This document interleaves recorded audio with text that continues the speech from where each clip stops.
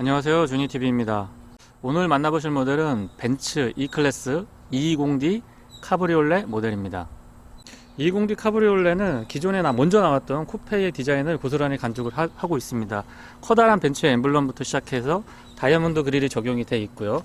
풀 LED 타입 헤드램프는 역시 벤츠다운 모습을 잘 표현을 해주고 있는 것 같습니다. 근데 전체를 보시게 되면 두 개가 볼록하게 솟아 있고 이렇게 끝까지 뻗어지는 라인은 총 3개가 나와 있는데요. 5개의 라인들이 절묘하게 조화를 이루면서 상당히 멋스럽고 고급스러운 느낌 잘 표현을 해주고 있는 것 같습니다.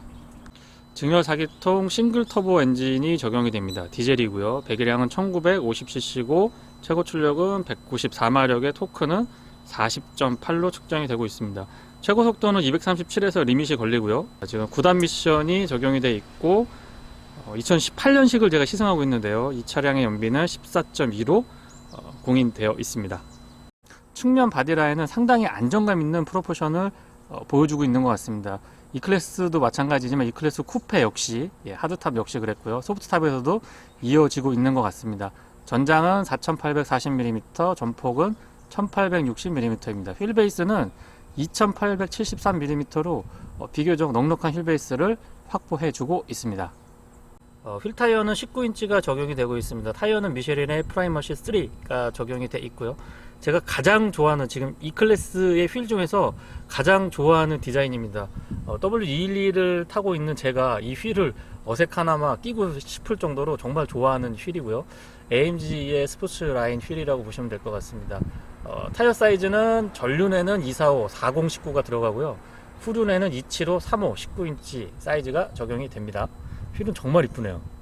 축구면에서의 바디라인도 상당히 이쁜 편에 속하다고 말씀드리고 싶습니다. 물론 하드톱이 아니고 소프트탑이 적용이 되다 보니까 약간의 꺼벙한 느낌, 오너분들은 오해 없으시길 바라고요. 약간의 꺼벙한 느낌이 없지는 않습니다. 탑을 오픈했을 때의 느낌은 이런 느낌이고요. 쿠페보다 어떻게 보면 라인이 조금 더 이쁘게 느껴지는 것 같습니다.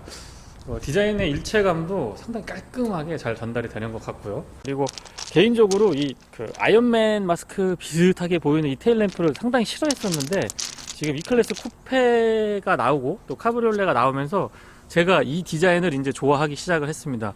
S클래스 S 쿠페에서도 이런 디자인이 나왔었는데요. 그때만 해도 제가 별로 안 좋아했었는데 하여튼 현 디자인은 굉장히 마음에 들고요. 또 디퓨저 같은 부분도 깔끔하게 정리를 잘 해주고 있어서 전반적으로 저는 만족도가 높다라고 말씀을 드리고 싶습니다.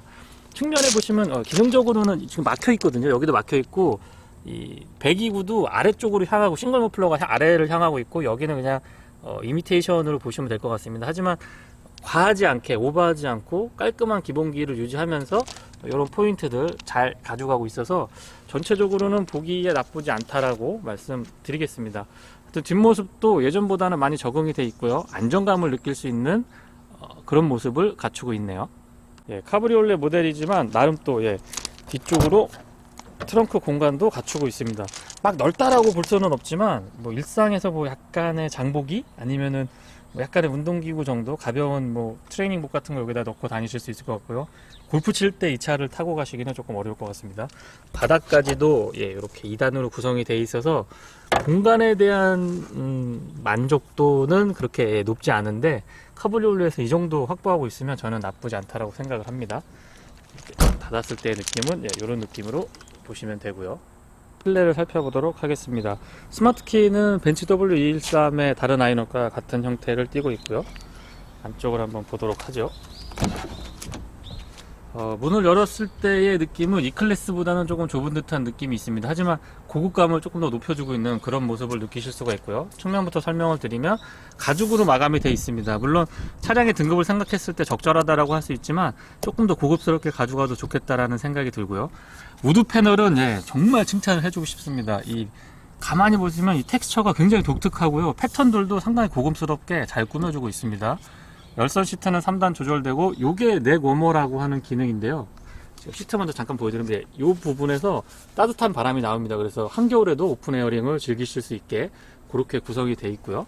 다시 와서 설명을 드리면 시트는 이쪽에서 컨트롤이 가능합니다. 헤드레스트 높낮이까지도 전동으로 다 풀로 지원을 하고 있고 3개까지 메모리가 가능합니다.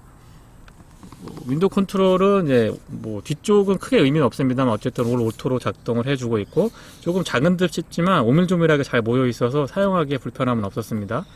그리고 아래로 오시면 맥포켓은 굉장히 크고 넓고 각도도 상당히 좋은 편이라서 이 부분은 정말 다른 메이커들에서도 조금 벤치마킹을 적극적으로 해주셨으면 좋겠습니다. 2단으로 구성이 되어 있어서 높낮이도 조금 다르게 가져가실 수가 있고요. 안쪽까지 마감도 굉장히 깔끔한 편입니다.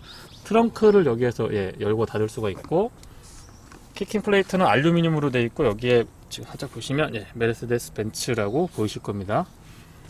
벤츠 특징이 럼버 서포트는 이 시트 쪽에서 4웨이 타입으로 보통 조절을 하게 이렇게 가져가고 있습니다. 시트는 보기에 굉장히 단순해 보이지만 가죽 질감도 좋은 편이고 시트백에 이 포근하게 감싸 안아주는 이런 느낌도 상당히 좋다라는 점 말씀을 드리겠습니다. 쿠션감이라든가 전체적인 가죽의 재질 이런 점도 저는 마음에 들고요.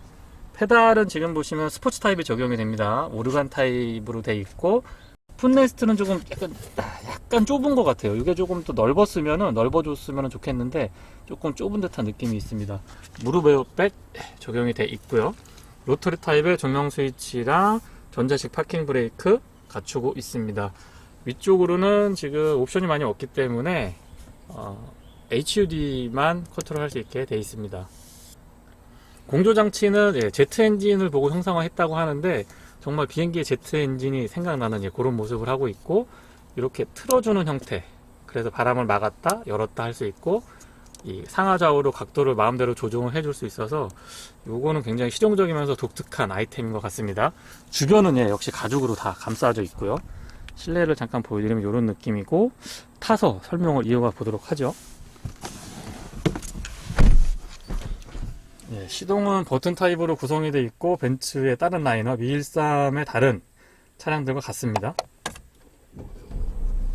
처음 시동을 걸었을 때의 느낌은 직렬 6기통 엔진만큼은 분명히 아니지만 기존의 그 달달거리던 직렬 4기통 2리터급 엔진들하고는 사뭇 다른 모습을 보여주고 있습니다. 상당히 좀 뭐라 그럴까요?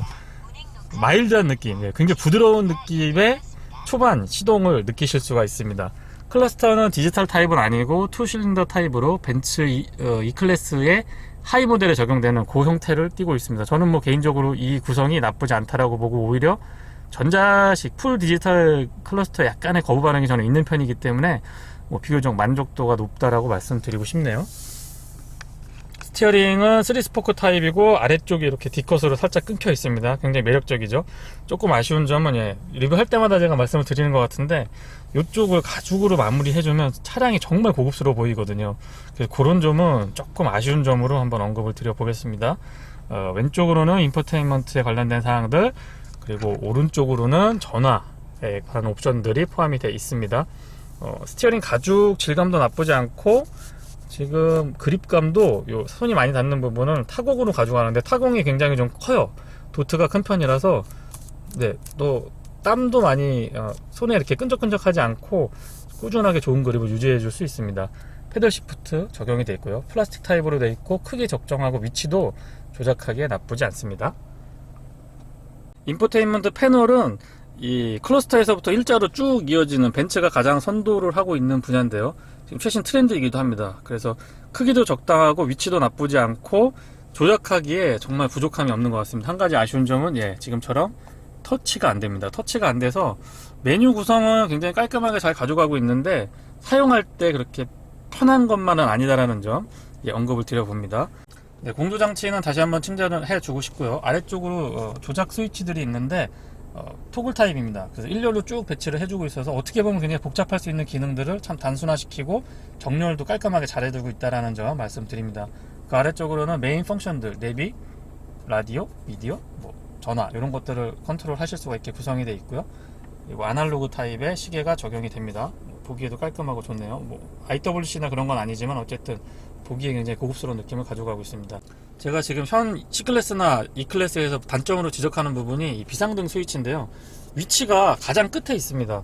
사실 국내에서는 이게 비상시에만 쓰는 게 아니고 여러가지 위험 신호라든가 고마움을 표시할 때도 많이 사용을 하고 있어서 빈도가 높기 때문에 이 안쪽으로 좀 와줬으면 좋겠다라는 생각이 듭니다. 국내에서만 말씀드리는 겁니다. 그리고 커버링이 이렇게 가능하고요. 컵홀더는 2개, 안쪽으로는 지금 배터리를自동식으로 사용하실 수가 있습니다. 스마트폰 무선 충전은 지금 2018년식 모델에서는 안 됩니다. 참고하시면 좋을 것 같고, 뒤쪽에 커맨드 시스템, BMW의 iDrive만큼은 아니지만 과거에 비해서 상당히 안정적으로 발전을 해주고 있습니다. 그 좌측으로는 다이나믹 컨트롤, 주차 센서나 360도 뷰에 관련된 기능들 자리 잡고 있고요. 네, 약간 반사가 되네요. 그리고 오디오 컨트롤은 이쪽에서 전원이랑 볼륨 컨트롤 하실 수가 있습니다.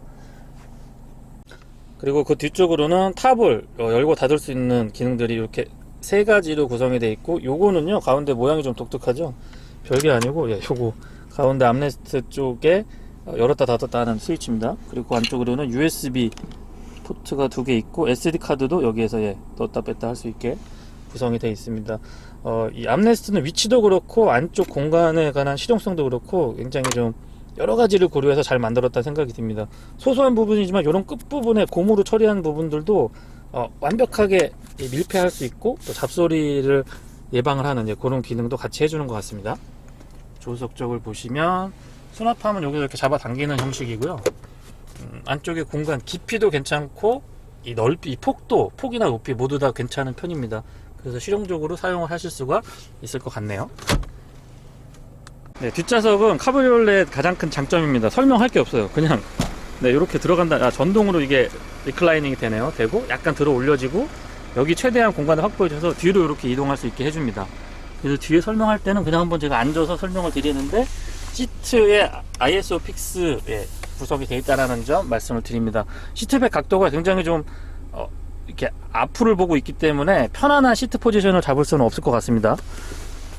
그다음에 제가 앉았을 때, 제가 이렇게 키가 큰 편이 아닌데도 불편합니다. 공간 불편합니다. 이거는 뭐 말씀드려야 될 것 같습니다. 제가 운전 포지션에 맞추면 주먹 하나가 조금 빠듯할 정도의 공간이고, 헤드룸은 상당히 협소합니다. 헤드룸은 제가 키가 그렇게 큰 편이 아닌데도 헤드룸은 좀 좁다라는 점. 그래서 뒷좌석은 성인이 앉아서 이동하기에는 굉장히 불편할 것 같습니다. 장거리 이동은 조금 힘들 것 같은 생각이 들고요. 에어벤트 두 개 마련되어 있고, 컵홀더까지 이렇게 되어 있는데 높이가 다 달라요. 컵홀더가 3개까지 가능한데 높이를 좀 다 다르게 가져가고 있습니다. 레그룸은 이 정도면은 적절한데 편하지가 않습니다. 그래도 뭐 나름 여기 유리창을 열고 내릴 수 있게끔 스위치도 마련되어 있고, 살짝 팔을 이렇게 거치할 수 있게끔 암레스트 비슷하게 그런 공간도 마련을 해주고 있습니다. 그래서 이 정도로 뒷좌석은 정리해 드리고, 소프트탑이지만 요 중간에 지금 보시면 LED 타입의 램프가 들어갑니다. 예전에는 이런데 램프를 넣지 못했는데 LED 소재를 쓰면서 지금 이런 것들도 구현이 가능한 것 같습니다. 이게 접히는데 여기에 하여튼 룸램프가 들어가 있습니다. 전체적인 느낌 한번 보시고요. 콕핏 자체의 구성은 지금 세단형 모델들과 큰 차이는 없습니다. 기본적인 구성 같이 가고 있기 때문에 뭐 느낌은 비슷하다라고 보시면 됩니다. 벤츠 E클래스 220D 카브리올레를 시승하고 있습니다. 카브리올레의 디젤, 왠지 조금 미스매치인 것 같기도 하지만 저는 굉장히 좋은 시도라고 생각을 하고요. 또 아무래도 연비 같은 부분에 신경을 많이 쓰는 지금 트렌드다 보니까 그런 면에서는 굉장히 인기 있는 모델이 되지 않을까 싶습니다. 보통은 카브리올레 모델들이 약간의 좀 사치품 같은 인식이 많이 자리 잡고 있는데요. 그런 면에서 지금 E클래스 220D 카브리올레 모델은 그런 편견을 좀 바꿔주는데 그 역할을 하지 않을까 싶습니다.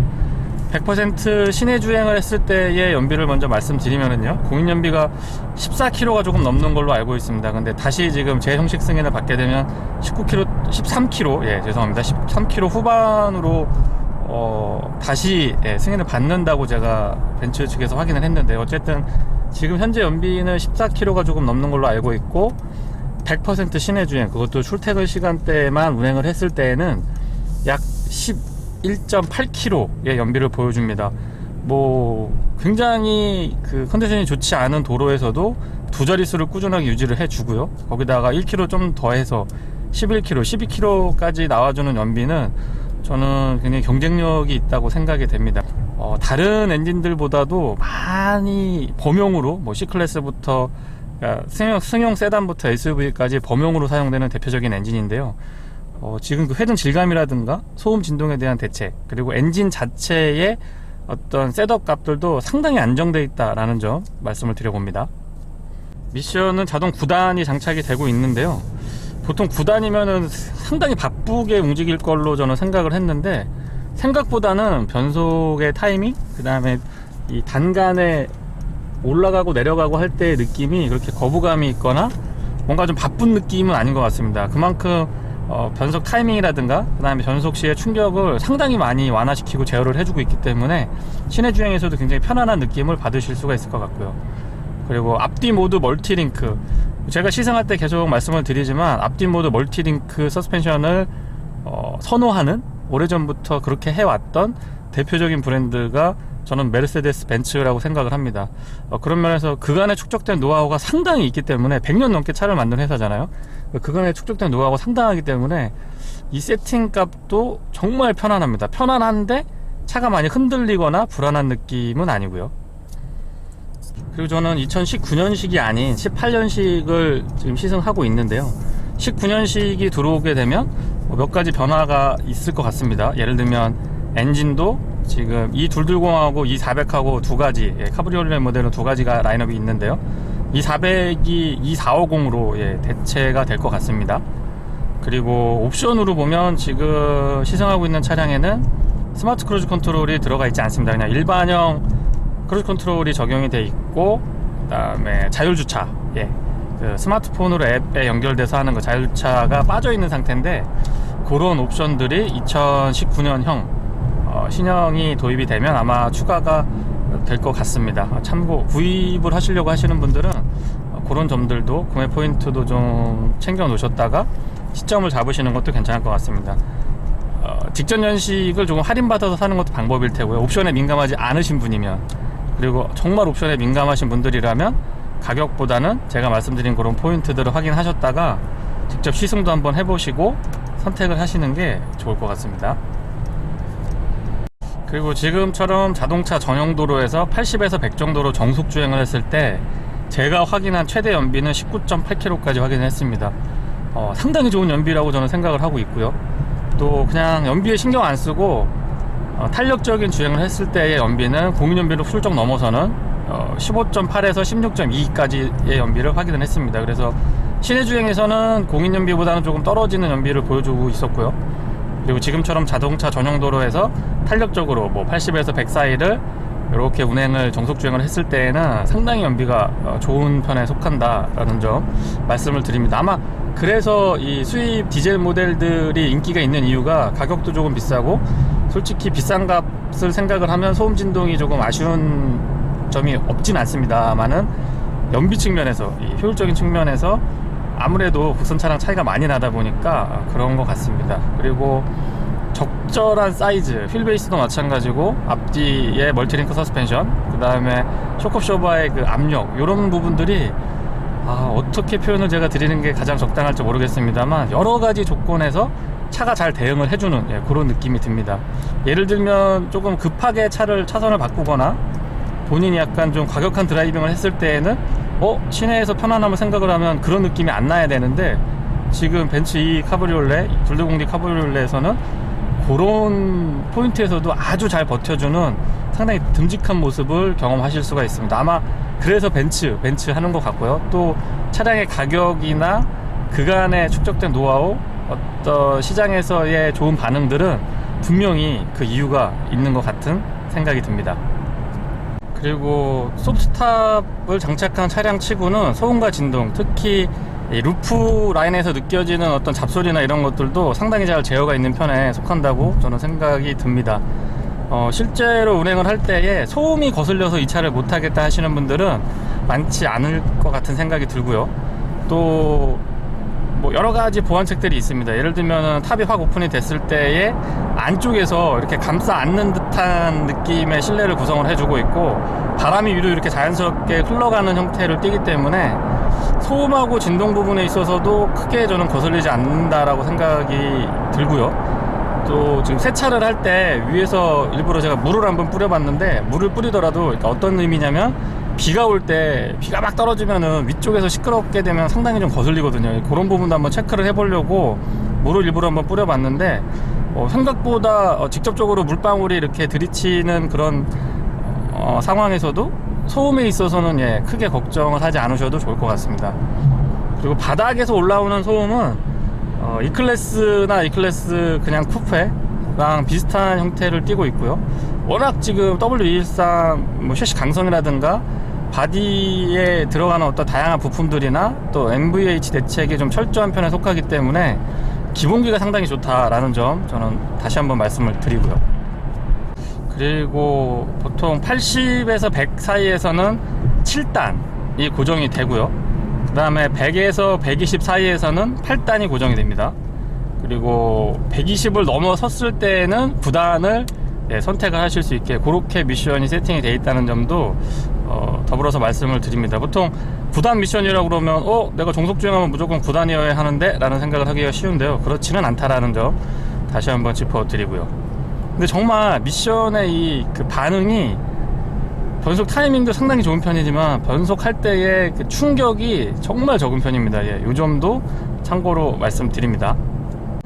브레이크의 반응은 초반부터 꾸준하게 담력이 좋은 편입니다. 역시 벤츠다운 모습이라고 말씀드릴 수 있을 것 같고요. 그러다 보니까는 운전자로 하여금 상당한 안정감, 내가 정말 나를 보호해주고 내가 정말 안전하게 컨트롤을 할 수 있는 차를 타고 있구나 라는 느낌을 시종일관 꾸준하게 잘 유지를 해줍니다. 역시 독일의 대표 브랜드답게 또 100년 이상 차를 만들어 온 브랜드답게 상당한 안정감을 운전자에게 지속적으로 전해주고 있고요. 또 그런 점들은 차에 대한 신뢰로 이어지지 않나 라는 생각을 자연스럽게 갖게 됩니다. 다이나믹 모드, 드라이브 모드는 총 5개로 구성이 됩니다. 인디비듀얼, 스포츠 플러스, 스포츠, 컴포트, 에코 이렇게 5단계로 구분이 되고 있는데요.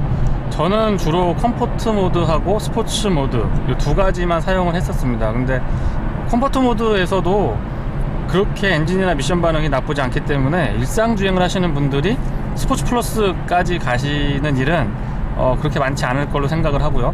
또 본인의 기호가 있을 겁니다. 예를 들면 전반적인 샤시 셋업은 조금 부드럽게 가져가면서 엔진의 반응을 좀 높이고 싶다든가 미션의 반응만, 다른 건 다 필요 없고 미션만 나는 반응이 좀 좋았으면 좋겠다 라고 하는 분들은 인디비듀얼 모드에서 개별 세팅이 가능하니까 거기에서 저장을 하신 다음에 사용을 하시면 될 것 같고요. 아쉬운 점은 지금 제가 느꼈던 거는 이 내비게이션인데요. BMW나 아우디 그리고 벤츠는 우리나라에서 개발한 맵을 사용하지 않고 자체 개발한 맵을 계속 꾸준하게 지금 고집을 하고 있는 것 같습니다. 근데 솔직히 말씀드리면 정말 불편하고요, 길도 잘 못 찾고요. 이 오너분들이 어떻게 반응하실지는 전 모르겠습니다. 근데 제가 말씀드리는 기준은 제가 자주 사용하는 맵은 그냥 T맵, T맵 제일 많이 사용하고요. 그 다음에 다른 국내의 아이나비라든가 뭐 아틀란이라든가 여러가지 범용 맵들이 있는데 일단 T맵 기준으로 말씀드리면 너무 차이가 나요. 정보도 굉장히 불편하고 길도 잘 못 찾고 실시간으로 교통 상황 반영하는 것도 별로 좋은 편이 아니기 때문에 제가 벤츠에서는 크게 단점을 지적하지 않는 대표적인 브랜드인데 내비게이션만큼은 꼭 한 가지의 단점으로 분명하게 말씀드리고 싶습니다. 정말 불편합니다. 내비게이션 그냥 화면만 보기 좋아요. 화면만 큼직하고 보기 좋고 약간 있어 보이고 활용도 측면에서 본다 그러면 굉장히 낮은 점수를 저는 드릴 수밖에 없을 것 같습니다. 그리고 단점 말씀드리는 김에 한 가지 더 드리면 HUD입니다. 지금 컬러 타입의 HUD가 들어가는데 일단 사이즈가 크지 않습니다. 그리고 지금 이게 시승차만의 문제인지 아니면 전체가 다 그런지 제가 정확하게는 모르겠습니다만은 어른어른거려요. 이 칼라로 돼 있는 부분이 굉장히 어른어른거려서 이거는 차라리 HUD를 끄고 다니고 말지, 진짜 킨 상태에서 저런 식으로 유리에 보여진다라고 하면 그냥 전전 세대의 BMW가 했었던 그냥 단일 컬러, 뭐 주황색이라든가 흑백 컬러를 유지를 하는 게 훨씬 낫지 않겠느냐라는 생각이 듭니다. 이거 너무 안 좋아요. 지금 화면에는 어떻게 보이실지 제가 잘 모르겠는데 실제 운전하면서 그 부분은 단점으로 분명히 지적을 드립니다. 배기음은 그냥 일반적인 수준이라고 말씀을 드리고 싶고요. 엔진 회전음까지는 아니지만 이 엔진 회전할 때 회전 질감이 상당히 괜찮은 편입니다. 직렬 4기통 2리터급 디젤 엔진에서 이 정도의 회전 질감을 느낄 수 있다는 거는 저는 굉장히 높게 평가를 해주고 싶고요. 거의 뭐 이게 한 차가 일단 움직이기 시작해서 40km 이상 달리게 되면 이게 가솔린 모델인지 디젤 모델인지 구분하실 수 있는 분은 별로 많지 않을 거라는 생각을 개인적으로 해봅니다. 예, 그 정도로 상당히 부드럽습니다. 실회전 영역에서의 엔진의 반응이 상당히 부드럽고 약간 고급스러운 느낌까지 들 정도로, 보통 4기통 2.0 디젤 엔진에서 고급스러운 회전 질감을 느끼기는 굉장히 어려운 얘기인데요. 역시 벤츠다운 모습이 아닌가라는 생각이 들 정도로 엔진의 회전 질감이 상당히 좋다라는 점도 말씀을 드려봅니다. 그리고 사운드 시스템도 한번 말씀을 해드려 보면은요, 일단 들어보시죠. 오늘만 가지마.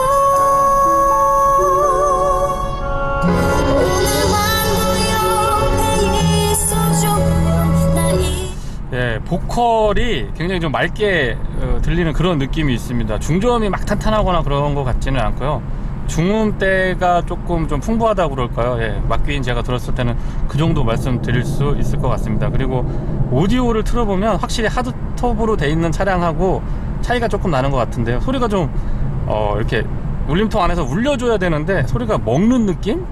이 표현이 좀 그렇습니다만, 하여튼 루프가 소프트탑으로 돼 있다 보니까 소리가 좀 이렇게 어디 좀 스며드는 그런 느낌이 살짝 드는 것 같습니다. 예, 오디오 리뷰는 이 정도까지 제가 말씀드릴 수 있을 것 같고요. 오픈 에어링도 즐기시고, 또 디젤 모델이다 보니까 상대적으로 연비에 대해서도 신경을 많이 안 쓰셔도 될 것 같고요. 굉장히 경제적입니다. 그리고 차량 가격이 조금 부담스럽기는 하지만 어쨌든 실내 공간도 적절하게 확보를 해주고 있어서 여러 가지 고민을 하시는 카브리올레 입문자분들한테, 입문자용으로 하기는 조금 가격대가 있습니다만은 어쨌든 연비, 전반적인 차량의 크기, 실내 공간, 뭐 여러 가지 가격을 고려를 해봤을 때는 상당히 경쟁력 있는 대안이라고 저는 그렇게 생각이 드네요.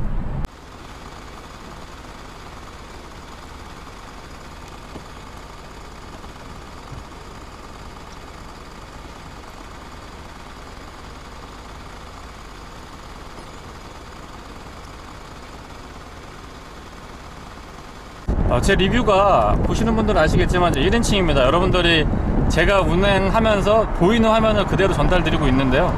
지금 소프트탑이다 보니까 카브리올레 모델이니까 제가 탑을 오픈하고 운전을 하고 있습니다.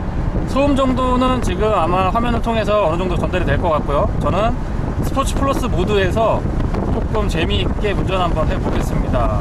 이 정도 느낌인데요. 탑만 오픈을 했기 때문에 시원한 개방감은 정말 만점인데, 소음 정도는 글쎄요, 이 정도면은 한 80점에서 90점 정도 줄 수 있을 것 같습니다. 하지만 카브리올레에서 이 정도의 어떤 그 바람의 공기의 와류도 많지 않고 바람도 거슬릴 정도로 들어오지 않습니다. 그리고 실내에서 말씀드렸던 것처럼 넥 워머가 적용이 돼 있어서 시트백하고 시트백의 그 헤드레스트하고 시트백 끝부분에서 따뜻한 바람을 목 쪽으로 이렇게 뿌려줍니다. 그래서 한겨울에 오픈 에어링을 즐기기에도 부족함이 없다라는 점은 제가 분명히 말씀드리고요. 정말 이런 차 하나 세컨카로 갖고 있으면 인생이 풍요로워질 것 같습니다. 몇 가지 단점들을 조금 더 설명을 드려보면은요, 일단 인포테인먼트 화면 크기가 큰 건 좋은데 터치가 안 된다는 점은 개인적으로는 단점으로 생각을 하고 있습니다. 그리고 소음하고 진동 부분은 전반적으로 좋은 편인데, 한 3일 정도 차량을 운행을 하면서 느꼈던 건 시내 주행을 했을 때의 진동보다는 저는 소음이 조금 더 거슬렸던 것 같습니다. 그래서 앞서서 단점으로 말씀을 드렸던 몇 가지 사항들하고 지금 소음하고 진동에서 시내 주행 했을 때의 주정차 시의 소음 부분은 저는 조금 아쉬운 점으로 언급을 드려봅니다. 몇 가지 단점들도 있지만 장점이 훨씬 많은 차량입니다. 내외관의 디자인, 실내의 고급감, 특히 저는 칭찬해주고 싶은 부분은 우드 패널, 이 텍스처도 굉장히 독특하고 만졌을 때의 느낌도 정말 잘 만들었다는 생각이 듭니다. 아마 2등급에서 조금 더 상회하는 수준의 고급감을 실내에서 아주 잘 구현을 해주고 있어서 그런 점은 칭찬을 해주고 싶고요. 그리고 또 9단 미션과의 조합이 상당히 부드럽고 안정감 있는 파워트레인을 잘 구성을 해주고 있습니다. 연비 또한 장점이 될 것 같고요.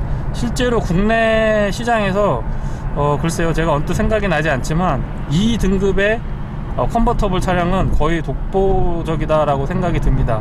몇 가지 경쟁자들이 나오려고 했었었는데 현 시점에서 보면 지금 요 크기에 이 정도 컨버터블은, 이 가격대에 이 크기 이 정도 컨버터블은 벤츠의 E220D 그리고 E400 이렇게 두 가지의 카브리올레 모델이 출시가 되고 있는데, 이 모델이 가장 우위에 있고 또 독보적인 차량이라고 저는 생각을 하고 있습니다.